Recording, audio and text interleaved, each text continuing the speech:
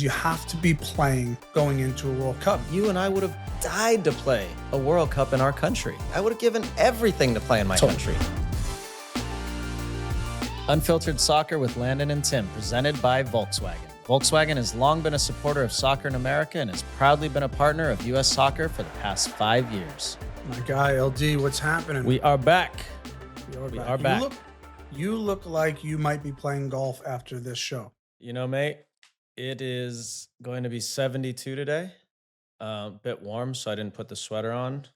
Yeah, it's a normal February day here. You are. It's not normal February day here. Maybe it is. It's like we're in between snowstorms in New York.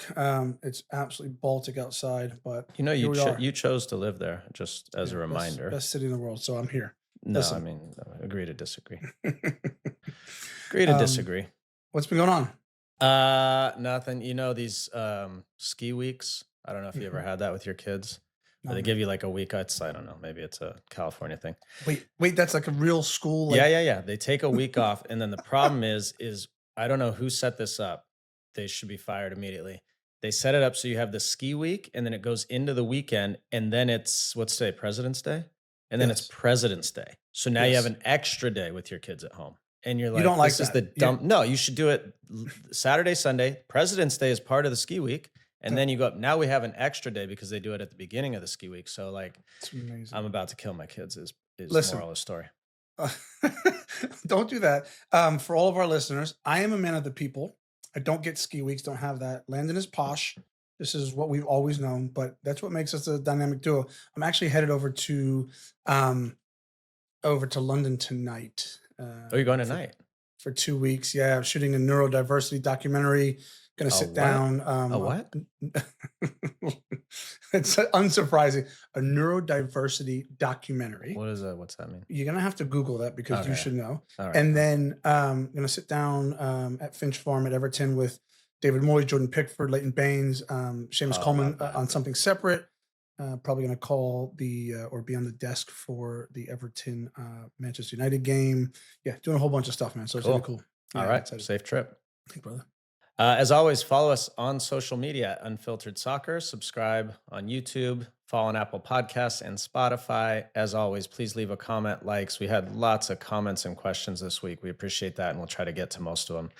You can email us at feedback@unfilteredsoccer.com, where Jordan will solicit your questions and take care of them in the AT&T Fan Connection mailbag. So, all right, Tim, this weekend, we're back. MLS is back. It's crazy how fast that goes, huh? I know, like these teams are all in, I know they're in their off-season mode, preseason, and now all of a sudden it's here again.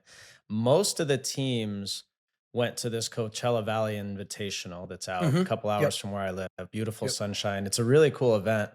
Fans get great access to the players. It's a lot of fun. Lots and lots of preseason games. So let's just remind people where we left off. The Galaxy. Your Galaxy. Let's go. MLS Cup champions.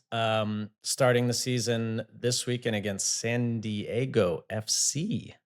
Very interesting matchup there. Inter Miami won the Shield. Messi won the MVP. That's where we're at. So first thoughts coming into the season? Yeah. Well, I mean, I think jealousy, number one. I think the Coachella Valley Invitational is like I wish I had that when I was playing or when we were playing. Your team would just try and figure out where you could pitch up in a hotel for 2 weeks and play possibly one other MLS team, maybe a college team. I know. So yeah, the fact that it's moved forward. We both said crazy when we're talking about the MLS preview, like it's back. When you're not on the grass, like when you're not a player or a coach, like inside of it, it seems so short. Now, when you're a player, you're like, oh my God, I can't believe, we just, it's not been long enough. But this on the outside, I mean, we were just taught a couple shows ago, right? It feels like a couple shows ago we were talking about the MLS Cup final. So, I'm excited for a multitude of reasons going into the season. I think we're seeing, which we're going to get into, which should have happened probably a decade ago, but we're starting to see some real big names changing clubs within the league for big fees, which again I think is the way forward, and that's the way the global market works, interleague wise. So I'm excited about that. Obviously excited to, I think that Galaxy are really well poised to make another run. I think Miami is poised to make another run again at the Shield and possibly the Cup. So yeah, there's a lot of really good storylines in MLS. Your Dynamo, there's an early rivalry. Houston FC Dallas. Yeah, Love that. yeah, That yeah. should be It's good. good. FC Dallas, new coach. Lucho Acosta just went Hmm. from Cincinnati to FC Dallas. So lots in that one. Yeah. Are your Dynamo ready? Yeah, we're ready. It's been a good offseason. I think when you feel good about where you are as a club, every club has to trim the fat.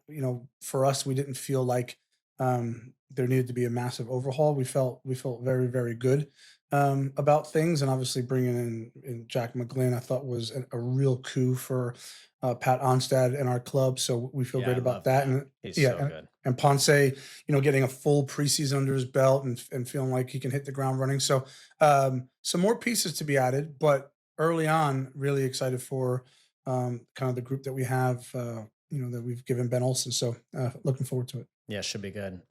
This is a very off the radar, I think, for most fans, but one personally I'm excited about is San Jose Salt Lake. Yeah. So I've talked about my old assistant coach, Nate Miller at Salt Lake. They lose Chicho Arango to Hmm. San Jose in the offseason. And the Earthquakes bring in Bruce Arena. So this Yeah. is just gonna be really interesting. Salt Lake have to go Wednesday to Herediano in Costa Rica for a Champions Cup game and then straight to San Jose. But I'm really That's excited to wild. see, yeah, San Jose now with their front four, uh, including Pellegrini, Chicho Rongo, Christian Hmm. Espinoza. They've got like some real firepower now. Yeah. And Bruce, like this is such a Bruce, it's classic Bruce, right? The team I has was been going to say. totally mismanaged. There's been terrible players brought in. He Mhm. comes and makes 4 or 5 veteran moves, brings Yeah. players in, and all of a sudden, like I expect them to be good this year. And the interesting thing about the San Jose Bruce Arena marriage is you've been an attacking player in his system. I have obviously as a goalkeeper. But the one thing Bruce does above anything else is he gets players to run through a freaking wall for him. And by the way, once you do that, and anybody who's played for Bruce knows, once you do that, do what you want. Like front four, go Totally. express yourself, go enjoy. Like there's like a blueprint and a foundation that he implements, and then after that, I mean, that front four is really going to enjoy themselves. Yeah, they're not. Bruce is never the guy who's, there's so many new coaches who are defining the way soccer is played now and changing the way it's played. Bruce is very simple. I mean, there were Yes. not a lot of patterns, a lot of movements that we needed, but he had good players. Yep. He had smart players. He had Yep. veteran players who knew how to win. By the way, they also signed Joseph Martinez, I know. another one. I know. So I expect that he'll get them going. And if they stay healthy, I think they could be really, Yep. really good. Yep. Agreed. Do you have just early predictions Mm. on any favorites? The Miami's, LA Galaxies of the world. Anybody who might surprise you going into the season? Yeah, I think the surprise for me, which will, again, and we'll circle back to so many of these topics, is Columbus. I'm really interested. You look at their overall body of work in the last 2 seasons. It's been phenomenal, right? Last year, okay, they had a blip and they got knocked out, and that's kind of the ups and the downs of what MLS playoffs are. Like it's the highs and the lows, and if you can upset Columbus, it's amazing. But like if you're Columbus, you're saying, "Hang on a minute, we've had an amazing 24 months, and last year we have nothing to show for it." But I still think when you look at that team, it's arguably one of the best teams in MLS based on what they've done over the last few seasons consecutively. So I would imagine they're going to be thereabouts come the end of the season. Yeah, Wilfred Nancy's. I think he's brilliant. Nancy's I think awesome. he's so good. Yeah. I didn't realize this till yesterday. I was looking up. There are 12 new head coaches in MLS this year.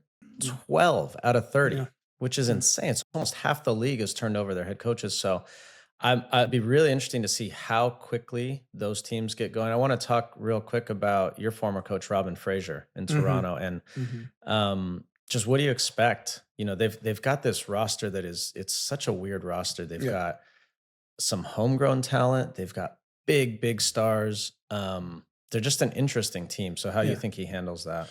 Well, I think in speaking to Robin, one of the things is you talk about Bruce and being someone that you want to play for. That's what Robin is. Like he is straight between the eyes. He doesn't make you guess on what he wants. He's got a really good football brain in terms of how he wants his teams to play and set them up. And look, the good thing about hiring Robin back in Toronto, because he has such history with Toronto, is we don't really know what Toronto is, right? So when you Right. when you go Right. back to when they snatched up Michael Bradley and Josie Altidore, they're like, we're spending big money, we have cornerstone pieces, and this is who we are. And that was successful. And then kind of coming out of that as Josie and Michael and a few others that started to come to the end of their career, were they still about the big money signings? Were they trying to bring homegrown players through? That, by the way, nothing wrong with that. That's a Mm-mm. natural progression of any football club. And you try and hang on to what you used to do, but maybe it doesn't work. And so what I like about Robin and having him in the door, Robin Fraser at Toronto FC, is he can sit down and has sat down and said, right, what does this look like for us? Who do we want to be? Let me know, and I can transition the club to have success going forward. So I'm looking forward to that. I always say, Tim, the teams that are successful have a very clear identity. And that can be whatever you want it to Totally, be, right? And we totally. talked about Bruce. Like, that's way different than Pep Guardiola or Yep, Jurgen Klopp or whatever yep, someone else looks like. The teams that have identity, Seattle Sounders have an identity. Like, yep. you know what they are every year, and that's it. Philadelphia, under Hmm. Jim Curtin, had an identity. You knew exactly what they were going to be and what they were about, and that's great. Miami now is building an identity, right? It's kind of different, but that's okay. But the teams that are just constantly in flux are the ones that struggle, especially in MLS. And I bring that up because the Galaxy went from last year, almost in Hmm. last place, sorry, Hmm. 2 years ago, to Yeah, winning MLS Cup.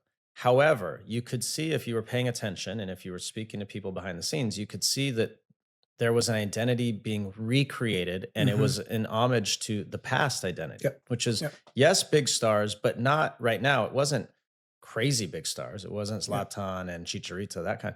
It was just big players, good players, big stars. And then they had a coach in Greg Vanney who understands the culture too. They had Yeah. Dan Calichman there, people who know the club and Yeah. know the soul and the spirit of the club.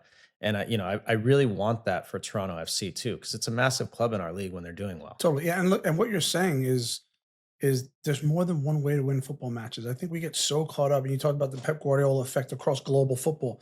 You get so caught up and you have to do it this way. No, you don't. You have to do it in a way that wins football matches, but it can look 10, 20 different ways. So, Yeah. yeah. And we're gonna get to David Moyes later, but he's a Mhm. perfect example, Yeah. right? Yeah, He's totally. not it's not the sexy young coach. He Yep. just wins. He knows how Yeah, to he just win, wins. right? And That's so exactly right. let's talk bigger picture now, MLS. So 30 teams is a lot, right? It's the same as basically all the other major sports. And so pretty much outside of maybe Vegas and Phoenix and San Antonio, it's every big market, Cleveland, every big market in the country and a few in Canada now have teams. So, what does that say about the growth of MLS? I know we both saw it in the beginning days that it didn't look like it does now. So, just thoughts on that. Hats off to to the MLS and the owners, and the players that built this league, and again the commissioner's office, because when you have the luxury of where you and I sit, and having been in the earliest stages. I mean, I entered the league 24 months after it first started. So it started in 96, and my first game, or I first signed in 98. Like, that wasn't a football club that I signed for. It was like some people put some team together. Like, it was crazy. And so, like, the growth of this league, and look, it took some real hard decisions, a steadfast vision, and time. And wow, we've gotten to a place that is just so impressive in terms of valuation of clubs, stadiums, fan base, the Apple TV television contract, the big name, and currently Messi playing in the league, right? Like, Yeah. um, I mean, you couldn't have imagined it, other than the fact that there were a few people who did imagine it and made it happen. So, I don't know who said, actually might have been you. I don't know who said this the other day, but like, with all due respect to England and the Premier mhm, League, like, it's a small country. It rains most of the time. People aren't going there because it's an amazing place to be. They go there correct. because the money's great and the competition's great, right? Hmm. In Hmm. America, if we get to that point, everybody's going to want to be here. Hmm. It's the reality, right? Yeah, And I yeah, think that has been the slow progress of the league. Is it still a ways away? Yeah, of course. But the progress of the league is moving towards that. And eventually you're going to see people say, okay, I get the same offer at Crystal Palace as and this is happening already as I do at Charlotte FC. I'm going to choose Charlotte, right? Because they want to be here. No, I think for so long the and you live this more than I did, but you constantly saw big global stars come to MLS, come to LA. What do they come for? Mhm. If they had a checklist and there was a 1, 2, and a 3, soccer would have been under number 3, Yeah. right? It was for everything else. It was for lifestyles, for all the other things. We have that draw and that lure. So, once we continue to get to where we hope we are, like money wise, competition wise, yeah, I think people will flood through the gates for sure. Well, the money is getting close, right? The Yeah, money yeah, is getting no, close. When you look totally. at some of the That's right. contracts, you're like, geez. And it is getting close. So the competition needs to continue to improve, Yeah. but it is well on its way. Um, Lots of off-season moves this year, Tim. I was writing down some of them and then I just forgot about a bunch of them. So Joveljic goes to Kansas City, Yeah. Ferreira goes from Dallas to Seattle, Lucho Costa goes from Cincy to Dallas, Miguel Almiron back in the league with Atlanta United.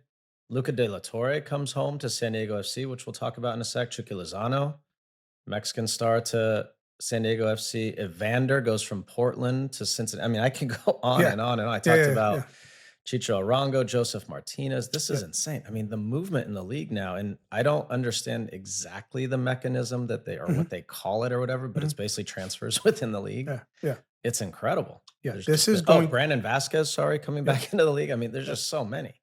When we and look, I think this is going to. I really do. I think this is going to change the trajectory of the league, Mm, um, because you're able to now give these guys options within the league. Like before, what would happen, right? And we've seen this. If you're really good at Cincinnati, you're a top player. You're like, I want more. The option was always to go abroad. They'd shop you abroad. Someone yeah. would give you a low ball offer, and well, the transfer's not high enough, and then you got to stay here at Cincinnati. I'm using Cincinnati as an example. And then the player gets upset and he gets his head turned. Now, which again, you've heard me bang this drum. This should have happened years ago. If you're Seattle and you look at Cincinnati's best player and you go, "Hey, we want it. We want to pay him. We're going to pay 4 million for him because we were going to go pay 4 million for a guy in Slovenia as a striker, but we want the striker in Cincinnati who scored 20 goals last year. Go pay Mhm, for him." mhm. Like people were so afraid to do that within the league because God knows why. I have my own opinions, but I think that you know they didn't do it because they thought they could do better. They thought they could go abroad and do better. Some of the best players in MLS are already in MLS, Yeah. so go get them. And Well, for me, I love it. Tim, it's just a money thing, right? Like it's cheaper, or the league has thought for a long time it would be cheaper to go get a young Central Hmm. American, Hmm. South American, Hmm. African, whatever, than to pay Brandon Vasquez Hmm. more money to stay in the league, which he should have never left the league. Like there was no Right, reason right. why Cincinnati should have ever had to let him go. And so the good news is hopefully the league is now understanding that you need to keep good players and especially good American Yes, players in the league. Like yes, don't push them out so they have to go to Monterey in Brandon yeah, Vasquez's case. If Portland or Austin or whoever it is wants to buy him, let him stay in the league. That's yeah, better for the league. So totally. this is a move in the right direction. I'm really happy to see it. All right, last thing I want to talk about before we get into a break is my hometown now has a Yeah, team, San yeah. Diego FC. I have my thoughts. I've watched them build their Mhm, roster, and it's been very slow.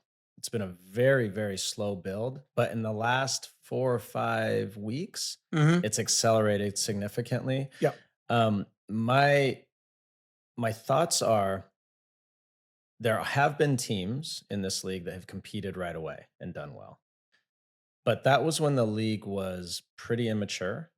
It's much more mature now, and it's really hard to do well. So when I look at their roster, Chico Lozano, Luca De La Torre coming back, they made a lot of good interleague signings, meaning people who know the league and played and married it with a lot of new foreign players who don't know the league at all, and a head coach who has not coached professionals, right, or been in the league. So I'm really fascinated. I don't even have necessarily an opinion on which way it's going to go because there's too much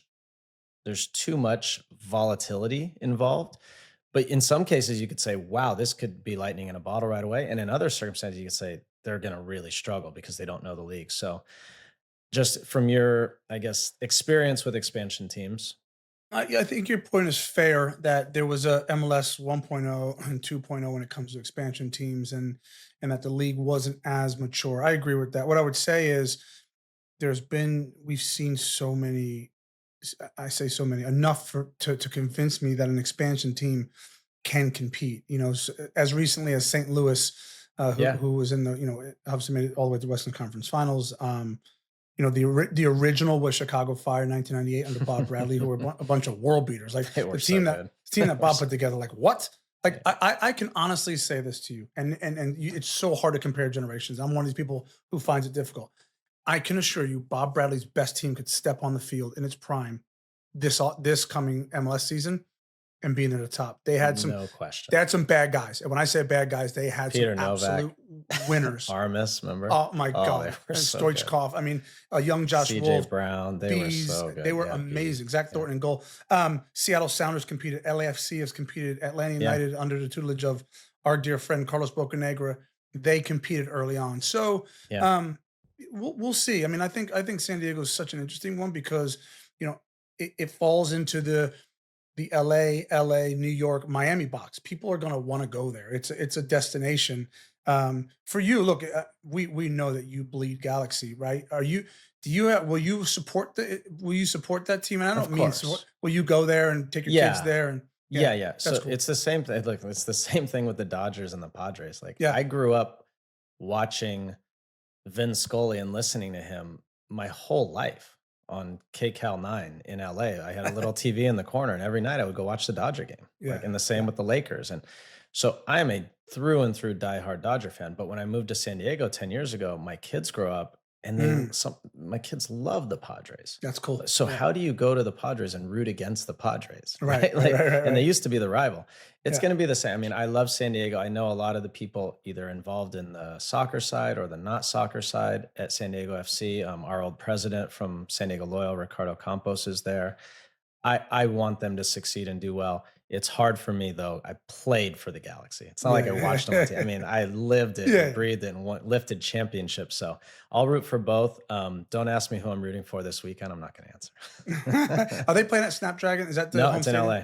In LA. No, but the home stadium Oh for yeah, they're playing at Snapdragon it's a next week, and they open beautiful, against I think St. Louis, maybe. beautiful stadium. Yeah, it's gonna be Beautiful. awesome. I It's gonna be I awesome. saw I saw a NWSL game there right before the World Cup or Olympics, and it was Seattle versus San Diego, like the send off game before, and it was an ECNL tournament for my daughter, and it was sold out. I mean, that's an awesome stadium. It's Really, great. really cool. Yeah. They did a great job there. All right, we're going to take a break. When we come back, we are going to talk USMNT. Lots going on, Champions League, in the leagues in Europe, all sorts of stuff, injuries going on. Right here on Unfiltered Soccer with Landon and Tim, presented by Volkswagen. Don't go anywhere. The Unfiltered Soccer podcast is brought to you by Volkswagen, the presenting partner of US Soccer. Since 2019, Volkswagen has been on a mission to drive the future of the sport we all love, and VW is committed to making it more diverse, inclusive, and accessible for everyone. They're not just talking about it, they're out there doing it. VW's partnerships, programs, and soccer clinics are unlocking opportunities for the next generation of players and fans. As a longtime friend of Volkswagen, I've seen firsthand how VW are connecting with fans and driving the sport forward. From working with them on clinics to being part of their incredible campaigns, it's clear US Soccer is truly powered by the people. Thank you to VW for being our presenting partner. Learn more about how VW are supporting US Soccer at vw.com. There's a lot in life that feels like it should be guaranteed that just isn't. Your team winning the championship, the weather being good on game day, your friends remembering who has the tickets. Some days, you're a goal scoring machine. And some days the ball just passes you by. Right here on Unfiltered Soccer, we know that no matter how much you love the beautiful game, nothing on the field is guaranteed. Thankfully, AT&T is introducing a brand new guarantee, the AT&T Guarantee. The AT&T Guarantee means connectivity you can depend on, deals you want, and service you deserve. Or they'll make it right. Whether you're in the stands, watching with friends, or just cheering from home, you can count on the AT&T Guarantee. Learn more at att.com/guarantee. Terms and conditions apply. LD, Yo. what's happening? Back. Yo. USLNT on USMNT. Big segment for us. We love trying to keep up to date with all the U.S. men's national team players, both home and abroad. Big big interesting news both on the injury front and the performance front. The injury Mhm. front has my eyes really wide open. We were gone for a few weeks, so we didn't get into the Ricardo Pepi injury. He's gonna be out long time, out for the rest of the season. Probably Gold Cup ish. Flo Balogun having shoulder surgery back in December. Malik Tillman still recovering from an ankle. Serginho Dest has started to train a little bit after his ACL, so not good news. On the not playing front, we've beat this drum quite a bit. Mhm, Gio Reyna, and the reason we talk about him is because you've said this word, like he's a generational mhm, talent. yeah, And we were running the stats now in the 12 league games this year. He has one start for mhm, Dortmund. His average, Tim, mhm, average minutes on the field per 90 minutes on the field is 2.1 minutes. So he yeah, comes in and for 3 minutes here, doesn't play the next 3 games, comes in for mhm, 4 minutes. He's got to move, man. He yeah, has to move. yeah, This is too important a time. And yeah. there's so much opportunity there for them, for him. That's why it's so frustrating. Yeah, look, I think with like I said, I love Gio, man. I love him as the player, one of the very few players we can hold up and say, people ask us all the time, Landon, who's an American world class player? Who's gonna make, like, he's one of them. He's one of like a few players who have the talent, the natural talent to make it at the top level. And for that reason alone, you want to see him playing week in, week out, having an impact. Now, look, I know, Claudio, who we both know and played with, and is heavily in charge of his career and steering it, and which is, I think, a good thing. And what I would say about that is Gio and his representatives and all of these players who aren't quite getting a sniff, literally, Landon, have, what are we in, almost March? They've got Yeah. about 4 months to figure out, like, okay, I've got a massive, massive career defining decision to make in the next 4 months as to where I'm going to be next year, Yeah. right? Because that's it. Well, Like the reason why is because in 14 months, you correct. have a once in a lifetime. You That's and I right. would have died to play That's right. a World Cup in our country. Yep. Yep. I Yep. would have given everything, dude. Yeah. I'm like emotional talking. I would have given everything to Totally. play in my country in a Yeah. World Cup. So And so, so yeah, so you think you have to imagine, so many of these players will.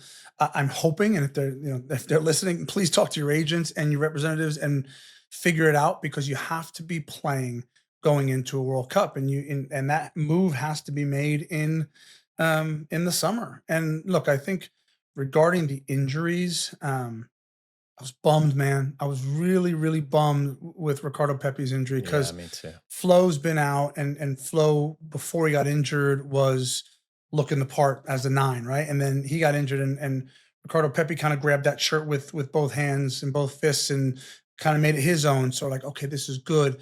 And now both are injured. Tillman recovering, Serginho Dest recovering. Look, the only good part about this is, and you've dealt with injuries as well.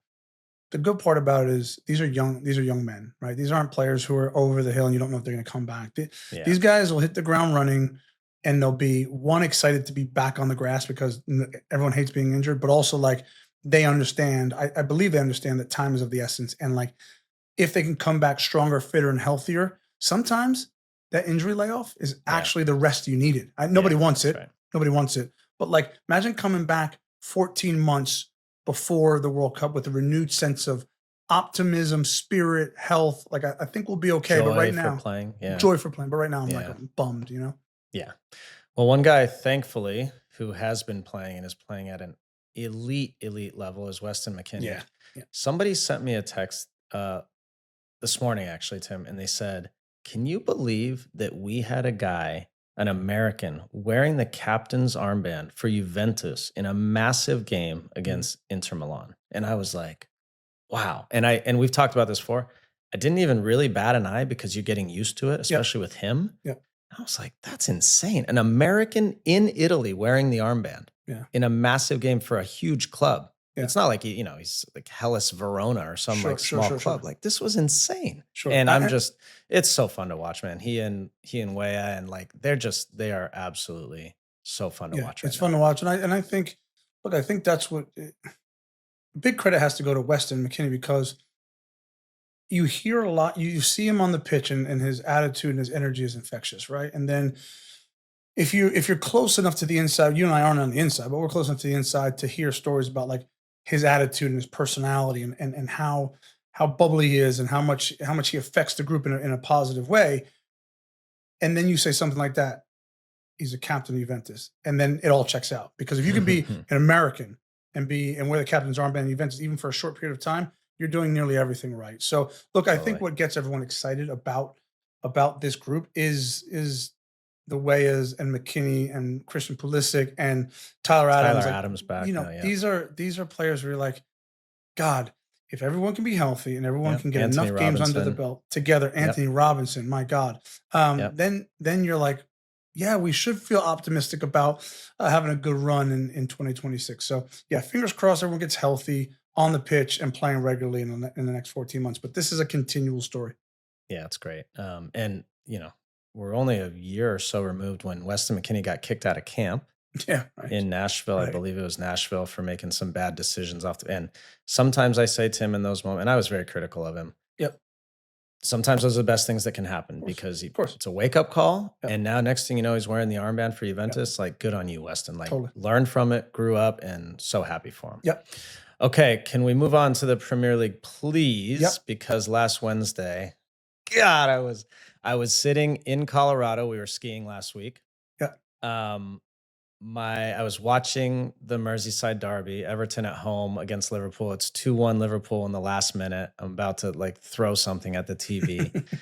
Ball gets clipped across the box, headed on, full volley by Tarkovsky into the roof of the net, and I absolutely exploded.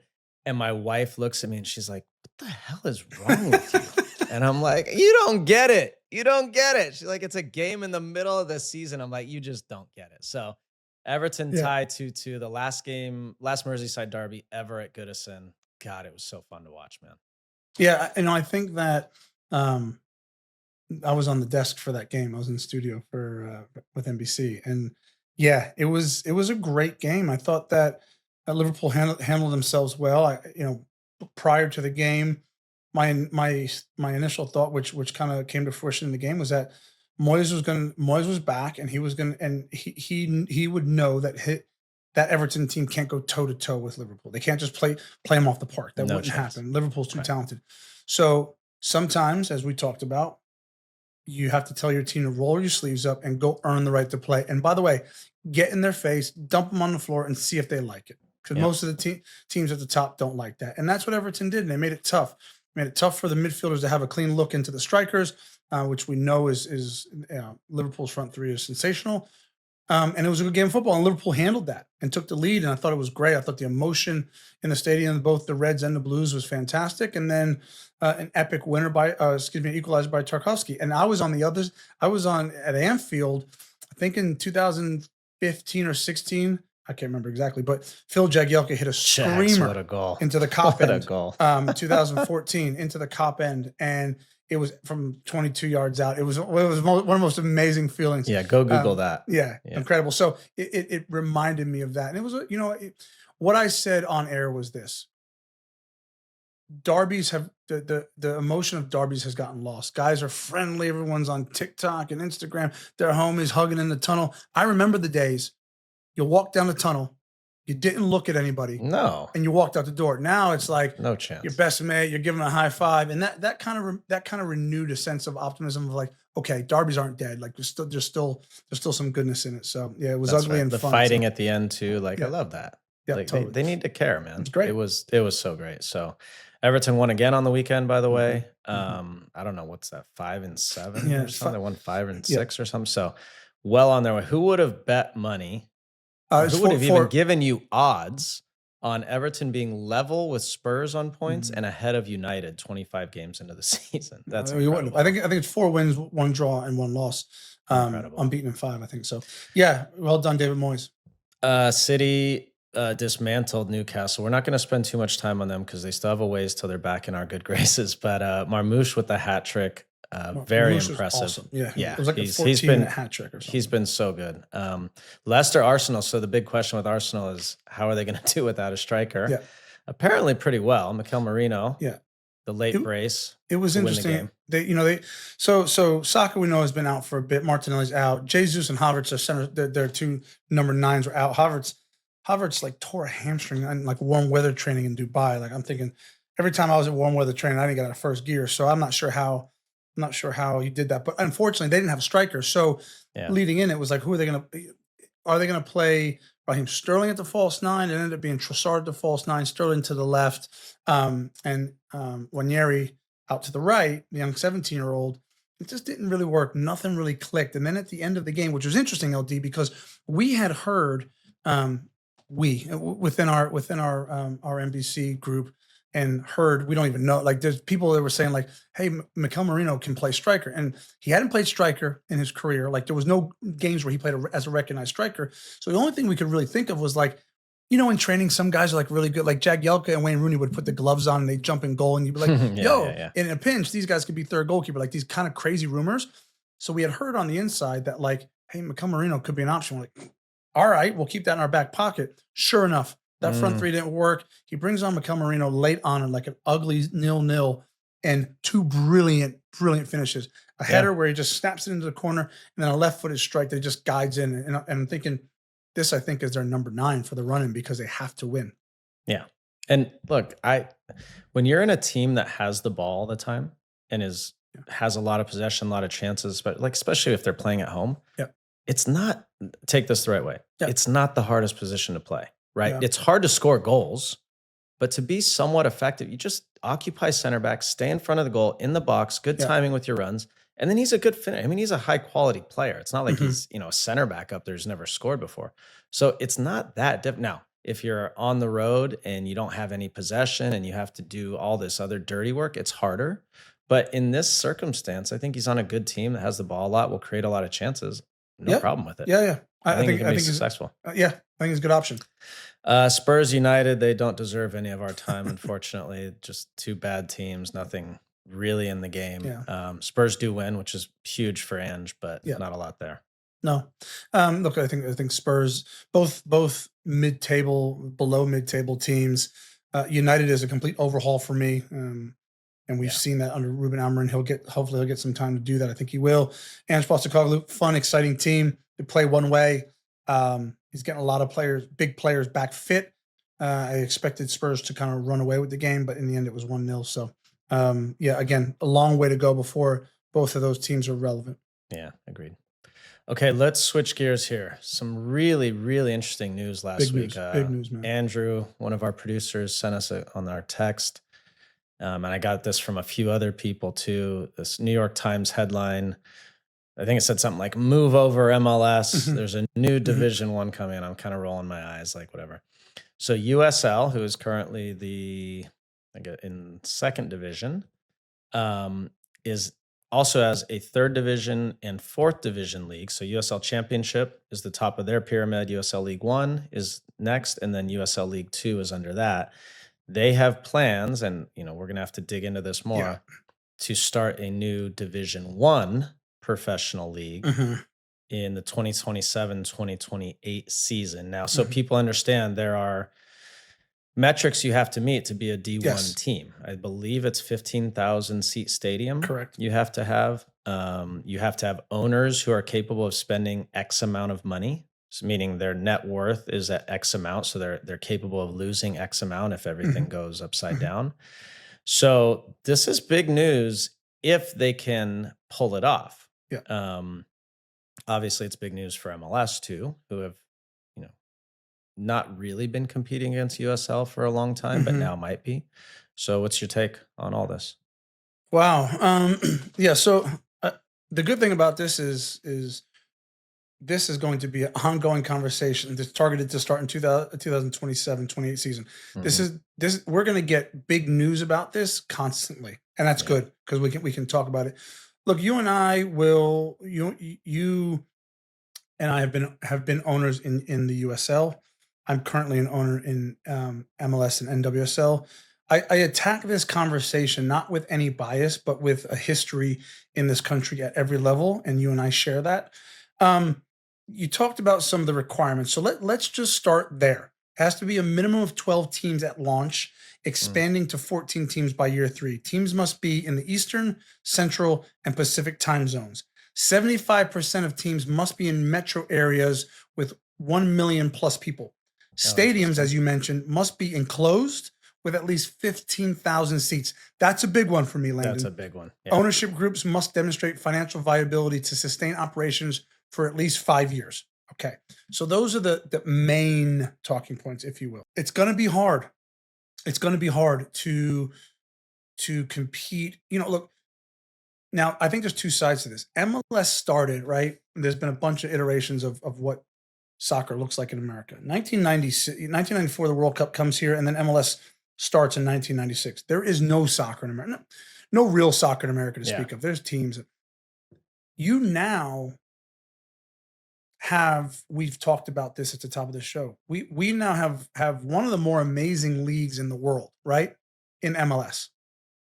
You're now going to start a 12 team league and compete essentially for eyeballs and viewerships with the MLS. And people will say, no, that's not the case. Kind of is the case. No, it is the case. You will compete with MLS, and it's going to be really difficult, I think, to create momentum in those cities and create stadiums. Because by the way, a 15,000 seat stadium costs a heck of a lot of money. Yeah, right. Like a heck of a lot of money. $75-100 million at least. Yeah. Yeah, and what I would say is there's probably a lot of loss going into that. So you're going to have investors very similar to how it was in MLS in the early days, where you have to be prepared to lose before you win. And I think going back to our promotion relegation conversation, if USL in their statement said that is a possibility, but not really at the start. I like it. You and I said that. Like maybe promotion relegation in this country does actually originate in USL and then becoming a viable first division that they say will rival the MLS, and they create a promotion relegation model, because then it's not pie in the sky. Then you have real metrics to measure whether that can live or die here in America. Mm.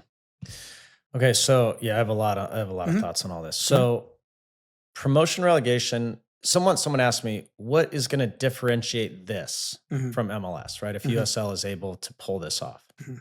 My first thought was, well, if they can do promotion relegation, that is a differentiator. You and I know, being in USL meetings, there are quite a few owners who want to go crazy and want to go spend. And there are quite a few owners who are like, I want to charge $4.25 instead of $4.20 for the hot dog because I need the Right. money. Right. And so what this could do is allow those owners who want to go crazy, go. Yeah. The problem is, Tim, is if you're going to implement promotion relegation, you need Mhm. everyone on board. Right. Because from one year to the next, Louisville, great, has their own stadium. They have a bad year. They're going to be dropped down to the second division. That ain't good for them. And by the way, whoever comes up, if it's Tulsa or Oklahoma City, if they don't want to spend that money and now they have to build a 15,000 seat stadium, Right. that ain't going to happen. Yeah. They're not just going to drop $100 million to build a stadium. To know that they go back down. Well, just period in general, Yeah. right? Sometimes they don't want, that's not Yeah. why they're in it, right? Yeah. So I like the premise of USL saying, we have these owners who want to go crazy. Sure. And we had it. And teams would spend 3, 4, 5 Mhm. times more than we did on salaries when I was San Diego. And this with Memphis. Yeah. Great. Go do it. Go do it in your own league, in your own division. You can compete against each other. That's fine. Sure. But the promotion relegation piece then becomes virtually impossible, because you need every team from the top in the Division 1 to the bottom in Division 3 willing and capable and able to do all those things that you just mentioned. Yeah. I think it's, and again, we sit here now, we have the same statement from the USL that everyone else in America and the world can read. We don't have the ins and outs, but I start to then piece together what can they do differently, right? I think what I'd like to see as an example is create a luxury tax. Say, hey, you five want to go spend super big, go spend super big. We're going to create a luxury tax and parachute payments and a pyramid that we can actually utilize this. And so if you're the New York Yankees, spend, and we'll trickle it down to the Milwaukee Brewers and Oakland Oh, yeah. Athletics. Like Cool. I'm okay with that. Like create another sort of system that works differently than MLS and see if it works. And people ask, is that then if there's success, is that then that steps towards like a merger? What I would say is right now everyone's going to tell you no. The example that I would give is PGA golf is Mm, the epicenter of the golf universe. mm. No way some wild golf league named Live Golf is going to compete. Well, guess what? Well, guess what? We ain't that far removed from the launch of Live Golf, and I think there's going to be a merger coming soon, Yeah, right? So, on the surface, everyone's going to say no, and I think that's probably the company line and probably the more accurate line.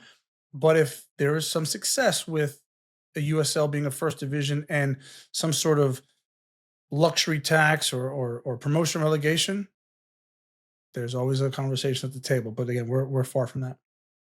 Well, last thing on it, just as you're saying that, I was just thinking, well, if some Saudi Arabian Mhm, or whoever, could be from anywhere, mhm. comes in and says, "Here's 3, 4, 5 billion dollars. I'll Sure, fund the whole thing. As sure. teams go up and down, I'll fund the whole thing." No, and that's not out of the question. That's a drop in the bucket for people like that. So that is Interesting. possible. Okay, I'm sure you guys are going to have lots of comments on that. So please ask questions, leave comments on your thoughts on that. Is this good for soccer, bad for soccer? Is it possible, viable, etc.? Let's take a break. When we come back, we'll do the AT&T Fan Connection. All of your questions. There were tons of questions this week. Yeah. Anything but soccer as well, right here on Unfiltered Soccer with Landon and Tim, presented by Volkswagen. Stay right there.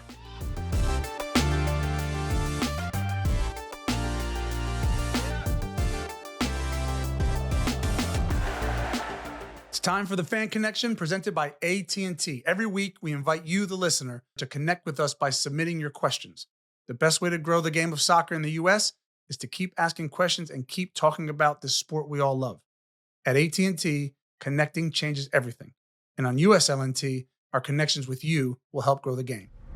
Yeah, AT&T Fan Connection time, as you know it. Also, Jordan's favorite time of the week because she gets airtime. Jordan, welcome in. JR. What's Hey, happening? everyone. JR, connecting changes everything. Yep, A lot that's of what I hats. Please heard. tell us. A lot of new hats. A lot of Mhm. new hats, Jordan. Mm. What you got lot. going on? We've got a Galaxy hat right there. That is cool. Where'd you course. get that, by the way? I got it for my birthday. It's It was amazing. really Happy cool. birthday. Wait, do we wish Happy birthday, by the way, Jordan. we we missed did your that birthday. on our text chat. Happy birthday. You Yes. kept that Mhm. very quiet from us. Very You know, a lady Birthdays are- never reveals her age, so You don't have to, but you can still say it's your birthday. Say it's your Mm, birthday. right? yeah, it Not was. that big All of a the deal. Houston swag is coming. Don't worry. It's in the box in the mail. It's okay. The weather's been bad, so I'm sure it's just delayed. Yeah. Don't That's give me fine. that. All right, what do you got for us? Let's do a couple of quick hits first. Okay. We've got all of our questions this week came from Instagram. So our Love it. first question is from Katarina, who wants to know what you think San Diego FC are going to do this season. Do we need a designated player? And are either of you available? No to the last one. To the second one, I think this is what I would say. Without a not high profile, without a top quality DP, I think this team probably finishes just outside the playoffs. I think with a quality DP, very good chance San Diego FC makes the playoffs. Like if they got a Kevin De Bruyne, they can make the playoffs. Kevin De Bruyne could work, yes. I'm absolutely not available. If it's pickleball, I'm in, but if it's soccer, completely out. Yeah, I tend to think again without a ton of knowledge with the team, just looking at the roster additions, they can compete for a bottom end playoff spot. But I would say that would be success because they'll get a ton of momentum from being a first year team in that city with the fans behind them. Look, do you need a DP? What no one tells you in this league, and Landon and I will tell you, like everybody needs a DP. Good DPs are really hard to find. Like and I can tell you this from experience. Teams from mid-level European leagues will basically they know you're an MLS club and you'll overpay, so they hike the fee up for a mid-level DP, which isn't an instant impact type of DP. So now you're overpaying for what? For a guy you don't really know much about. And then if you want to go get a big player, you have to pay money. So that mid-range where most of the teams are operating in is really tricky to bring in a good DP. So just be patient. And by the way, you could get a good player and a terrible locker room guy or someone who hurts your culture. And that happens over and over and over. And so it to get that all right is very difficult. Okay. This next one might just be a yes or no answer. Okay. This one's from Benjamin. Is Lucho Acosta the answer for Dallas to return to MLS Cup contention? No. No. Good question though. I mean, as a start, but no. Yeah. Chris wants to know there are only 3 original MLS teams that have never won the cup. This What hurts. can This they already do hurts. to get into the picture? That's Red Bull, Hmm. Dallas, Yep. and what was the third? New England. Chris's Oh, New England. actual New yeah, England. he mentioned Chris. in The the Revs question fan. that he's Wow, in you're a New Revs England. fan. It's Yeah. been tough. How do I say this the right way? Um, Now in MLS, the only way you do that is you have to spend. Back in the day, you could get away with sort of being the, New England in the past were like cheeky, didn't even spend up to the cap, what they could have. They spent less than that because they like to be the team that didn't have to spend to compete, but then they never got over the line. Who's So that? New England. Yeah. Yeah. I mean, so you just nowadays you have to look at Colorado last year, like great run. Salt Lake last year, great run in the playoffs. When you That's a face great the big point. boys with the big players, Yeah. you're gonna get run over in the Yeah, playoffs. that's a good point. Um, what was the question? I know the original teams. What was the question? Oh, can one of them get over the hump? Well, Is that- what's it gonna take to get over the hump? Yeah. I mean, it's hard to argue with Landon's point about like, can you be a good team and have a good run and get into the playoffs and feel really good about yourselves? Yeah, and then you run into the buzzsaw of what is LA Galaxy, and then you're like, Jesus, like, but that was built in a very short period of time too, right? Like the most recent Galaxy success. So Yeah, but they spent, Tim. I Like know, I know, I the know. example is Colorado last year. They were great. Yeah, They get into the playoff. That was it a 2 game? Well, was it 2 or 3 game series? yeah, yeah, They go to the Galaxy and bang, yeah, it's 5-0. yeah. Like Tech Jesus, and yeah, yeah, Paintsel and yeah, Yovel, yeah, like yeah, they just can't compete yeah. with that. Yeah, I Can't. mean, the one question I would have is, am I still a part of the Red Bull? Like, am I a part of this history? Because I was a Metro Star. He's I trying don't to I get don't know out if of that's gone it. away. What I would say though, the negative for those 3 teams, we said Dallas, New England, and Red Bull is you've had more cracks at it than anybody else. Yeah, that's right. And And you and, had and cracks when there were like 10 teams in the league. 10 Now teams, there are and by the way, 30. and you went through moments where you spent. Rebels Right. spent, by the way. Marquez, Henri, Cahill, like they spent and still not no success, like big success to speak of. So hopefully they get that right. Mm. Here's a question from Jake. What's one MLS matchup you'd like to see become a derby that currently isn't? Mhm. I got one. I got Go one. ahead. Let me ask you before I answer, because you're well more versed in this. LAFC, LA Galaxy is huge, yes? Yeah, I mean, relatively, yeah. Is San Jose, LA Galaxy big? I know It it used to used to be. be, right? Used to be. Yeah. So can we do a I would love that. I would love that back because the North and I'm a Southern California guy. Yeah. So Northern California, Southern California, and everything. Dodgers, Giants, Warriors, Lakers, Kings, Lakers, like all Right. these were huge. Let me rivalries. right, let me say this though, right? If you're clever, right, and you now have Bruce Arena up in the north, and you now have San Diego, allow LA to do the LA teams to do their thing, Oh yeah, good and shot. almost bypass it. Almost, Yeah, I like that. if you're San Jose and you're San Diego, be like, these teams in the middle are crap. They're not. But like create a marketing scheme that says we own California, and it could be clever and do San Jose, LA, because obviously San Jose, San Diego, because I feel like San Jose, LA Galaxy, which used to be big, has kind of dissipated recently because of the LA El Trafico. I don't know, maybe Wouldn't need a name. It's the Sand Derby of some sort. something. Yeah, And you know what they do? The first game they play each other this year, they all take their cleats off and they fight. First 3 minutes. Amazing good. scenes. Yeah. All right. What else, Jordan? I have a question here from someone named DeMarcus Beasley? Get out of here. Bees insane. Ooh, but Get Marcus outta here. Deasley? What Let's is go, it, Bees. Bees? Come No, on, Bees. it was actually DeMarcus, and It he really said, is? yeah, Okay. it was. He had a little blue check mark, and it looked like him. So I hope it All really right. is I him. mean, so, you and your Um, Bees. it says after Kobe, who else in the MLS alumni deserves a statue outside of their MLS club? Oh, Oh, what a what a question. great question. Bees. Is he lobbying for himself, by the way? He might be. I mean, it might be a That Houston might angle. be It a might be a bit, yeah, Houston it might angle. be I don't angling mind a that, bit. Bees. All I right, don't mind Bees. that. Bring that to Tim, the make board. it happen. Come on. That's a Wow. great question. Good. First of all, thank you, Bees, for the love. Thanks for following the show, Bees. Dear friend of ours. After all we've done for you, it's about time you reciprocated.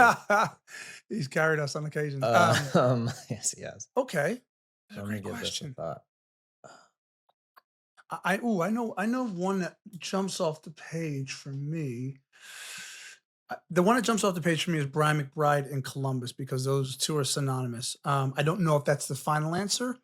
There's one that comes to mind. He wasn't there his whole career, but most of his career, and that was Kyle Beckerman in Salt Mm, Lake. He mm, kind of epitomized, maybe Ramondo too, to yeah. be honest. He epitomized what Salt Lake were for a decade Mhm, plus. mhm. Because it doesn't have to be like the some attacking genius No. goal scorer. But it No. just needs someone who means something real Mm. to their club. I Do like you, the McBride shout. That's a good one, Naive? Do you have a statue outside? mate. You do. I mean, I could send you pictures if you want. Oh, you do? I didn't know if it was Yeah, Beckham or you. let's You let guys. the fans. Let's let the fans answer, guys. Do I I have s- a statue outside the Galaxy? I mean, If you Jesus. have You're on if Mount you have Rushmore. pictures, You've got a statue. The yeah, MLS yeah. Cup of MVP is named. What I go don't you? skiing one week, You're golfing the next. golfing. It's Jesus. a good life. All right, listen. DeMarcus Bees, I'm gonna Beasley. think about this. Can we come back to this next week? Amazing. Can we get Producers, Bees to remember come this? on the I wanna think podcast about. and answer the question himself? Definitely get Bees to Great, come on Bees, the come on the podcast. call. You've been shouted out by Jordan. Trust me, if you say no, there will be wrath. Oh, I got another one for you. Go on. LD. I'm thinking about how great DC United was in the early days. Is there like an Echeverry good shout? Is That's that the who? one. Who would be the Yeah, one? Echeverry? Could be Jaime Moreno. That's what I mean. Like, Yeah. I think Echeverry. That's a great shout. okay, That's a interesting. great shout. Good Throwbacks from Tim Howard, by the way. Throwbacks. I Love that. got the Bumblebee uniform on McBride. I've got Echeverry with the breathe right strip on his nose. I got all sorts of things going Yeah, on. I love that. Yeah. All right. Awesome. Good Thanks, question. guys. Yeah. All Thanks, right, Bees. JR. Thank you. All right, Timmy, anything but soccer. I cannot wait to get into this. Let's talk about it. I am a massive hockey fan. I Yeah. grew up, the hat over there is from Nova Scotia. We are interviewing legendary coach from the University of Vermont next week, Rob Dow, who also grew up in Nova Scotia. So we watched this USA hockey game against Canada. By the way, I just saw 4.4 million viewers Wow. on ABC the Incredible. other night. Incredible for a Mhm. hockey game. Insane. Mhm. And I was glued to the TV, fascinated. My family was so into it. And for people to understand, they're playing this Four Nations Cup. So it's the middle of the NHL season. Everybody else gets a break, which is nice. And then Sweden, Finland, US, and Canada are playing this round robin. And the top two teams will play in the final this coming Thursday. The USA, if they had beat Canada, whenever this was Saturday, they advanced to the final automatically, and Canada would have to play another game and win another game to get there. And the USA won 2-1. This game, Tim, was insane. It was so fun to watch. You watched, right? Yeah. Well, not only did I watched the build up. So let me just say, I am a Chicago Blackhawks fan. I know, crazy. And shout out to the Chicago Blackhawks. They've treated me amazing every time I've been there. I went on recently. I went to a game. They played the Edmonton Oilers, and they again rolled out the red carpet for me. And I was on the pregame show, and this was prior to the Four Nations, and they were basically trying to draw that parallel on the pregame show, like what's going to be like for these players that in season go play for their country. ... And we just talked about how difficult it is in season to kind of stop, pause with your club, and then go play for your country. But what an honor it is, and it was a great conversation. I watched the build up to the game, and it was PK Subban and Mark Messier, the legend. And Mark Messier was talking about the rivalry, but he was talking about wearing the sweater for Canada. And he's like, I got this. It was 84, 90 or something like that. I'm getting those years wrong. He's like, I got Gretzky on one side. I've got Mario Lemieux on the other, and I shouldn't even be on the ice. And I'm getting goosebumps listening to this guy talk about like Canadian hockey, right? Um, and then you watch the game, and like I get that there's rest and there's management, and I get all that, right? And you get all that. And we watch the NBA and the in-season tournament and what that means, and whether it's been good or bad, or whether players compete.